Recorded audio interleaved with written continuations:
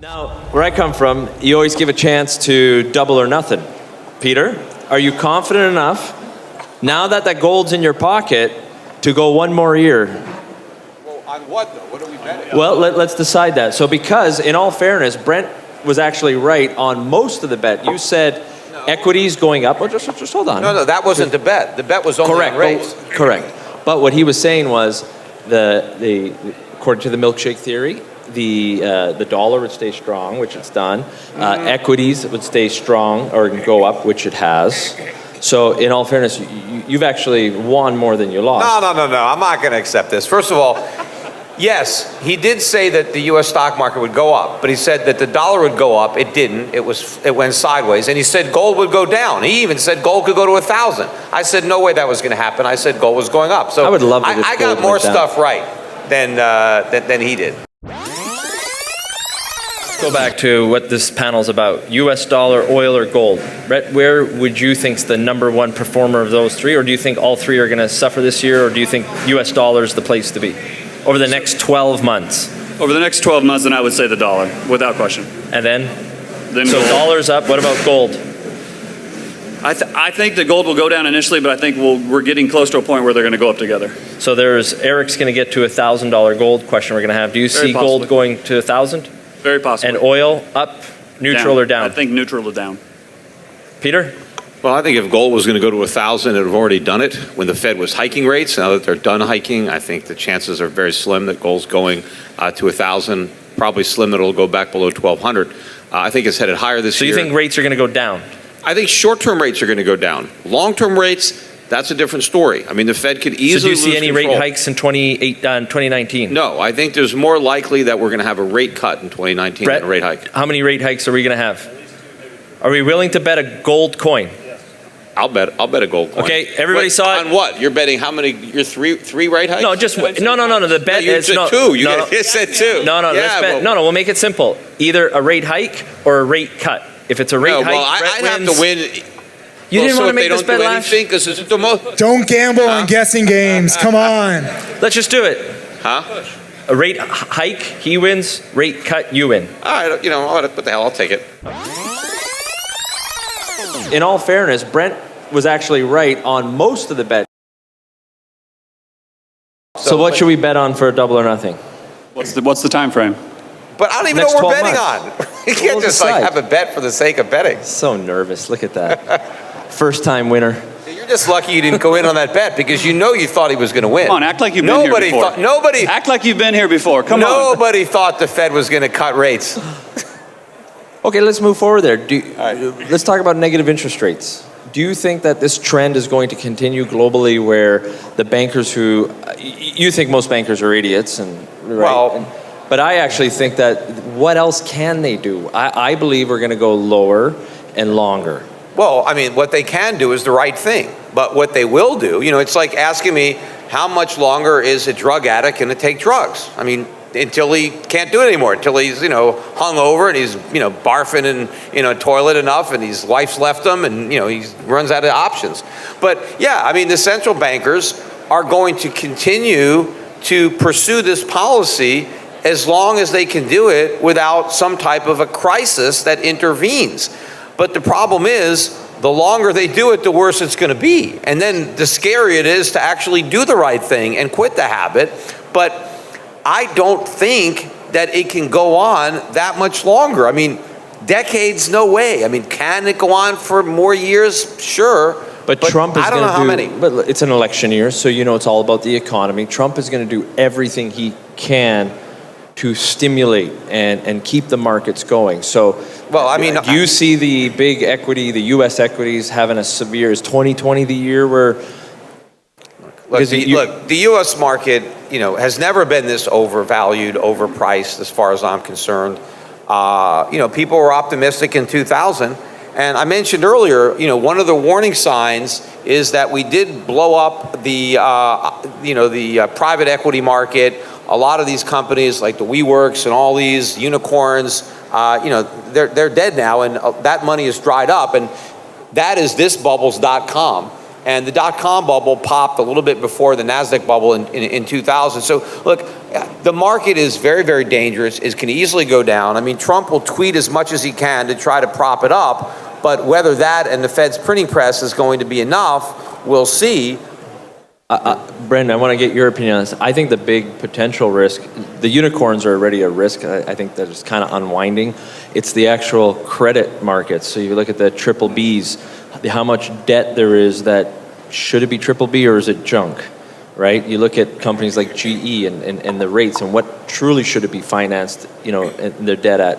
What's your take? Well, my take is that the world is awash in debt. There's way too much of it. The U.S. has totally leveraged their entire economy. But the problem is the rest of the world did the exact same thing, and they did it in a currency that's not their own, which is the U.S. dollar. They owe $13 trillion in dollars. And that is demand for dollars. And the global reserve currency institutionalized effects forces people into dollars, and the U.S. Navy forces people into dollars. And despite everything that I agree with what Peter just said about the foolishness of the central bankers, those central bankers exist in Japan, they exist in Germany, they exist in England, they exist in Brazil, and they're all doing the same thing. And on a relative basis, the dollar is going to crush those currencies. Now, maybe versus gold, the gold will go up, but the dollar is going to crush the other fiats. So should the bet be the DXY at this time next year? What are you, a casino operator here? Pretty much. I'm in junior mining. But look, I mean, Brent, look at the action just recently with what happened with Iran.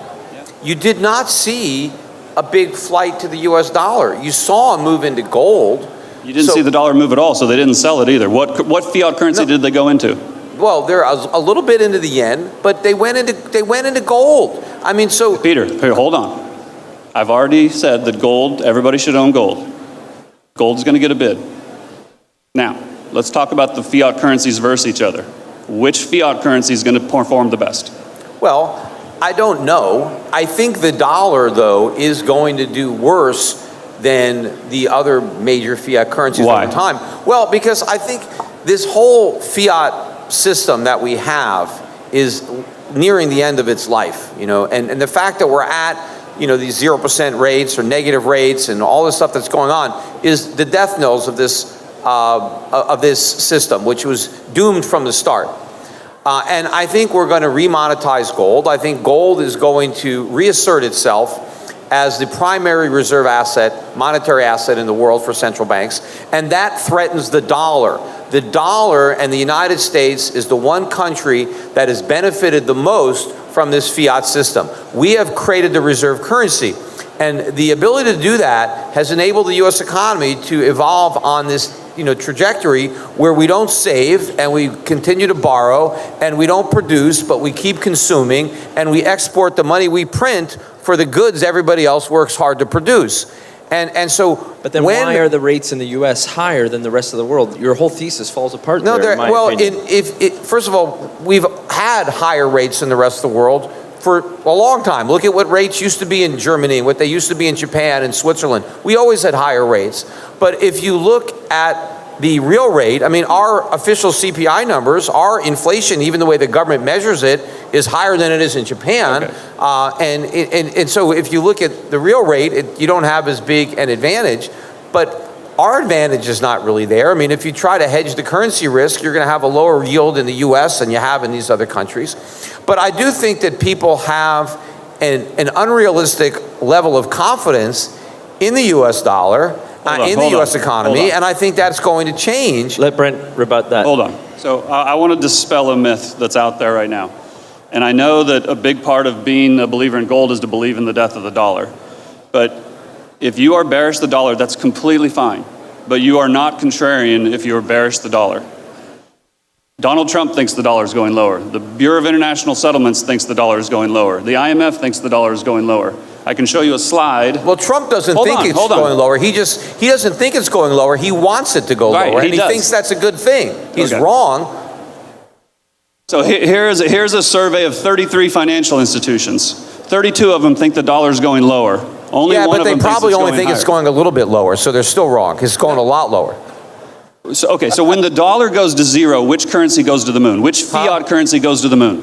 Well, I'm not saying it's going to zero. When it goes to 20, which fiat currency? The dollar index? What's going to 20? When either the broad trade-weighted dollar or the DXY goes to 50, goes down 50%. Which fiat currency Well, by goes up? definition, if the dollar index goes down, then all the currencies in that index will double relative to the dollar. Okay, so when but the I yen, think in when that the yen goes environment, to 50 and the euro goes to 150, what does that do to their economies? it's not going to hurt their economies. It's going to hurt the American economy. So why don't they raise interest rates and let the currencies appreciate? They should.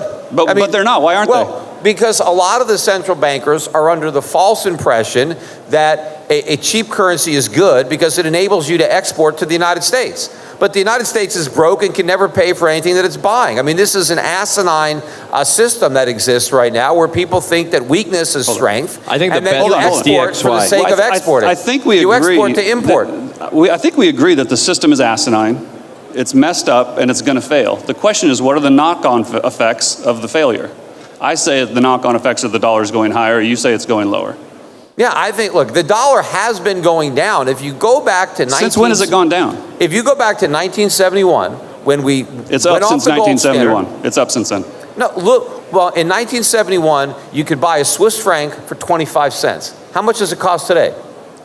$1? You could buy a Deutschmark. You could buy 4 Deutschmarks to the dollar. Now, Deutschmark doesn't exist, but do the math. The dollar is way down against the mark. You could buy 360 Japanese yen for $1 Okay, hold on, in 1970. Why is that? Why is that? Because the dollar has lost value. No, it's because in 1986, the dollar went through the moon and they set up the Plaza Accord to artificially weaken the dollar. What pushed up artificially the dollar? weaken the dollar. Volcker, we had those really high interest rates for a while, and that pushed up the dollar. Right. And it was unsustainable. It was So going to go down anyway. what was the point of the Plaza Accord? Why did they have it? What was the point of it? They wanted to bring down the dollar Why? because it was just going up But every why day. was it There was a going lot up? of it would have come down eventually anyway. But you had speculators driving it up because we had very, very high interest rates, and that was pulling money into All right, so the let's dollar. talk about speculators. But Let's talk about also, speculators for a second. Look at what the dollar's done against gold. In 1970, you could buy an ounce of gold for $35. So that is a massive devaluation Peter, of the U.S. dollar. I agree versus gold. It's gone down against other major currencies, but all those currencies have also lost value. So it's a moving target. It's a question of relativity. But America has much more debt than these other countries, especially if you count the contingency liabilities. And we have manufacturing is a much smaller portion of our economy than with other economies. So we are completely dependent. So 18 months from now, is the dollar index higher or lower 18 months from now? I think it's going down. What about? I'll bet you a gold coin. Let's do this. A gold coin at this conference, DXY, higher or lower from this point in 2021? All right, I'll go double or nothing. Playing with house money. Why wouldn't you And take that's a that gentleman. A gentleman always lets to go double or nothing. What's that? I said he's playing with house money. Why wouldn't he take the bet? Well, what do you Because he mean? doesn't want to lose his only gold coin. I just said I would bet if you wanted me. Okay, so we got the bet. Yes or no? Yeah, sure. So the DXY. So everybody on YouTube world here, the bet is at the 2021 conference, the DXY is higher than today, which is the close of, what's the today, January 20th? What is it? It's like I'd prefer 18 months, but I'll go 12. Like 12 months. You're a good sport. It's okay. Okay, so now let's talk about, you've got the milkshake theory, and I think gold's going to do well and the U.S. dollar is going to do well. Because look at the reverse of the petrodollar. Do you agree with me now? Think about the impact there. And you talk about absolute basis that the U.S. dollar is the most indebted nation, but on a per GDP basis, Canada's in a way worse situation on our provincial and federal debts. Like, right? I'm not, like a big Canada fan, but I do think that overall, I'm talking about the Canadian government, Canada. not the Canadian people. You like us Canadian people, though. Yeah, it's just the government. But look, I think that Canada is going to benefit from the resource boom that I think is long overdue, the precious metals boom, and I think that's going to help the Canadian economy But we can't overall permit anything here. and help the Canadian dollar. But no, I don't think any country has the type of debt that the United States does. Relative to their wealth-producing components of its GDP, but especially when you look at the contingency liabilities I alluded to, when you look at all of the things that the U.S. government guarantees, everything that we're on the hook for, all of the bank accounts, all of the pensions, all the brokerage accounts, there's so much stuff that the government stands behind, right? That the government is just committed to paying with no funding whatsoever. So, I mean, it's enormous, But the at amount least it's of debt. the lowest Same interest thing rates exists ever. in Japan, Germany, Italy, Spain, England. It's What you're describing is global. It's not just in the United States. I'm not saying we're the only people sinning. I just think we're the biggest sinners out there. And I think we've led the way. I think, a lot of people are emulating us. But look, the United States has a huge trade deficit. That means the rest of the world must, by definition, have a surplus with the United States. So if we go into a recession and don't buy their goods anymore, do they keep a trade surplus? No, they keep their goods, which is better. And what do they buy it with? Their own money that goes up in value against the dollar. Where do they get the money if they're not selling Money anything to is us? nothing. The value is the production. It's the real goods. Money just lets you divvy up what's been produced. The wealth of the nation is the productive capacity, the plant and equipment, the factories. So if you can produce it, you can consume it. The idea that whoever's got the printing press gets to consume everything is nonsense. It's whoever has the factories, whoever has the chain of production, whoever has the skilled workers. So let me ask you this. Unfortunately, that failed in communism. If the rest of the world defaults on their $13 trillion, $14 trillion in U.S. debts, is that a benefit to them? Or is They're not going to have to default. They'll be able to pay it off. With what? Because the dollar's going to crash. That'll be like monopoly money. Well, okay. But That's what they believed 10 years ago when they took out all this debt, and it hasn't worked out for them, so we'll see. But the opposite's happening now. If you look at places like Kazakhstan or in Russia, these Argentina, Turkey. These resource-producing nations, even China, we see that it's becoming more expensive for them to service the American debt, even at low interest rates. But hold on, they're commodities. So take uranium, for example, or any copper. Even though uranium's dropped 50% over the last 4 years, they're making more money at these all-time low prices over the last 20 years because their currency's been devalued so much more. Ironically, in 2008, just before the financial crisis, the dollar was getting killed. The U.S. dollar was at an all-time low in the summer of 2008. And then we had a financial crisis, and that actually paradoxically caused everybody to rush into the dollar, and the dollar went on a long bull market as a lot of people began anticipating the normalization of interest rates, the shrinking of the balance sheet, and we built up this speculative bubble in the dollar that fed on itself and did create a lot of problem for emerging market economies that had dollar debt. But when the world realizes that they had this wrong, that there is no normalization of U.S. rates, that there is no shrinking of the balance sheet, that the balance sheet's going to grow forever, that rates are going to stay low forever, and that's when the dollar's going to tank. And then the whole process is going to reverse. So if rates spike in the U.S. because nobody wants to buy our currency or buy our bonds, what do rates around the world do? They'll go up too. And what do those economies do when their rates go up? Look, they're not going to suffer as much as the U.S., but look, yes, Japan, Europe, everyone's going to have their day of reckoning for having too much debt, right? But I'm talking about on a relative scale, who's got more to reckon with? Who's got more to lose when the dollar is no longer the reserve currency? If gold but the dollar is still the world reserve. reserve. The dollar is still the world reserve currency. Yes, but when it's not, right, which economy of the world can't exist without imports? People keep saying, oh, America, we don't need trade. We can't buy anything if we can't import it. And we have all this debt. We need savings. The rest of the world is a saver. America is the largest debtor nation in the world. We owe more money than all the other debtor nations combined. But if we are a debtor nation, somebody is loaning us that money. So what's some countries are creditors. What's more important, the level of debt or the flow of cash? Well, in other words, if a guy has $1 million in debt but makes $100,000 a year, and another guy only has $10,000 in debt but makes $5,000 a year, who's in more trouble? Well, I would say the person that has the bigger debt, because the income can go away, but the debt's still there. You could lose, you could lose that income, you could lose that job or whatever the source of that income is. The guy with the smaller amount, he can't lose his job? No, that's what the argument that people made for me when I was talking about the housing bubble, right? In 2005 and 6 and 7 and about the financial crisis, and I was talking about what was going to happen. People kept saying, oh, you're talking about all the mortgage debt, but you're missing all the home equity. People have all this equity, so the debt is okay. And I said, well, wait a minute. The debt is permanent. The equity is not. That's just a function of the market price of the house. And the house could lose value. And if the house price goes down, the value of the debt stays the same. So, all of a sudden, if things change, if interest rates really spike up too on our debt, we can't afford to service it. I mean, listen, at the end of the day, I agree with everything Peter is saying regarding the U.S. It's a disaster, and it's going to end really, really bad. I just think Peter has it completely backwards on which domino falls first. Okay, and on that note, we got a couple of minutes for questions from the audience. The question was, Donald Trump wins, how crazy does he get? Almost as crazy as Peter Schiff? No, I'm just kidding. Well, I wish he was as crazy as me, but Well, I would say, listen, he's going to get more crazy. I think he just wants to get reelected. Once he gets reelected, he's going to take a hammer to China. He's going to take a hammer to Germany. He's going to take a hammer to France, and it's going to get really ugly. Do you agree? no. Do you agree he wins? I don't know that he's going to win. I think he has a better chance now than I thought a few years ago because we only have 1 year left to escape recession. So I thought when he was first elected, I thought we would have a recession during his first term. The odds obviously are a lot lower now because we just have to get through 1 year.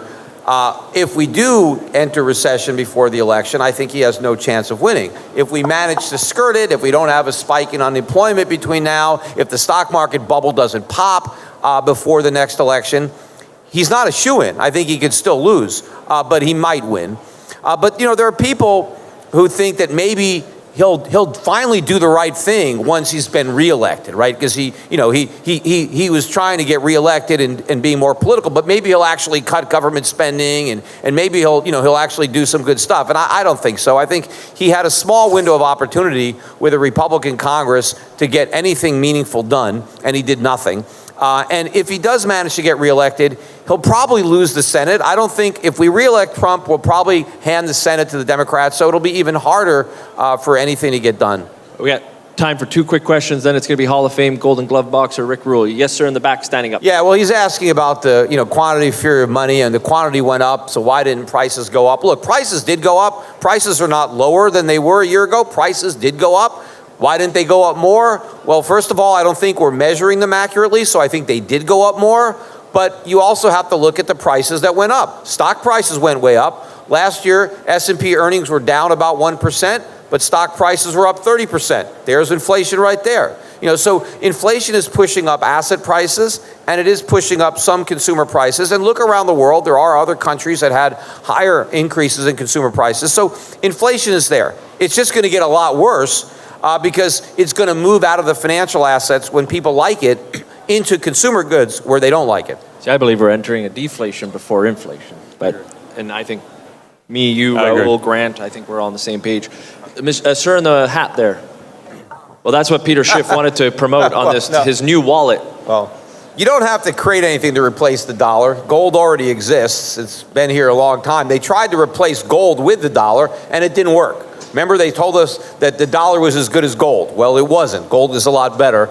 And yeah, gold is going to be money again, and you can digitize it if you want, but you don't have to reinvent the wheel. You just have to use it. I mean, I think the governments are going to issue digital currencies. I think it's a matter of time. I don't know when it happens. I don't know if the gold will be part of it or not, but gold doesn't have to. Gold will go up anyway. I would prefer that gold's not. Or actually, I don't think the governments are going to make gold officially money, but that doesn't mean gold's not going to go up. Gold forces them to be too honest. Exactly. Which they cannot. No government in the world wants a gold standard. They will resist it as long as they can. But at some point, if there is a general loss of confidence in fiat currency, which always happens, how do you reinstill confidence? On that, I agree. You got to introduce gold. What about a twisted world where all drugs are legal, but it's illegal to own gold? We could enter that. Where it's illegal in every country outlaws gold? It did in America at one point, right? So well, that's just one country for a while, but it didn't work. I can see most people didn't turn in their gold. You have more gold in the country of Canada in their government right now, and yet marijuana is legal. Yeah. So there you go. Yes, sir. So the question is MMT. What does it do to U.S. dollar? Yeah, MMT, modern monetary theory, is simply taking QE to its extreme. But there's nothing monetary about it, and it's not even a theory. We've seen it in practice, in Zimbabwe and, in all sorts of countries, Weimar Republic, Germany, you go look down in South America, Argentina, other countries, Venezuela. It doesn't work. It's just printing money, right? Again, money, all you do is when you create inflation is prices go up. You can't create prosperity. You can't create real wealth by cranking up the printing presses. But for some reason, you have this fringe out there that believes in that.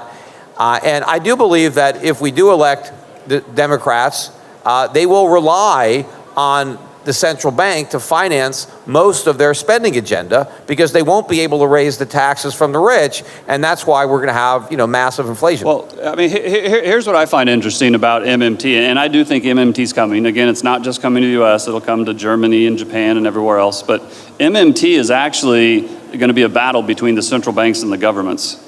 Because MMT is the government just spending the money into existence. You don't even need the central bank. And the central bank is going to want to keep control of monetary policy. And this is Donald Trump just coming out and telling the Treasury to print the money, like literally printing the money. So it's going to be interesting to see how it happens. But again, it's not just going to happen in the U.S. I mean, I'm telling you, we're going to have a currency crisis the likes the world has never seen. And it's going to be because the dollar goes up, not because it goes down. The dollar going down allows the status quo to continue. It allows people to continue borrowing in dollars. It allows the system to continue moving. That's not a crisis. It depends on how much it goes down. If it goes down enough, Americans can't keep importing. We can't keep buying stuff if we can't afford it. But okay, we'll see There who was wins. a question right there, young man. Okay, so repo, this is really interesting too, because just today, China announced $250 billion of new repo. So again, this is not just happening in the United States. It is happening in the United States. But I just saw a chart the other day, I should have put it up here. It shows that international banks have been accessing the Fed repo market to as great an extent as domestic banks. So it's not just a US issue. And the repo rate spiking is an indication for the demand for funding, and that funding takes place in dollars. If nobody wanted dollars, the repo rate would fall. The fact that it spiked to 9% shows that dollars are in such demand, they had to raise the rates to get it. The fact that the repo rate went up in the U.S. was a reflection that the market wants rates much higher than where the Fed is holding them. I agree with you. Right, but the reason the Fed has to hold rates so low is because Americans have so much debt. And one of the problems when the dollar goes down is U.S. interest rates will have to go up because domestic inflation will go up and the premiums will go up. So that's what brings down the U.S. is when rates go up, we can't even afford to service the debt we have, let alone pay it off.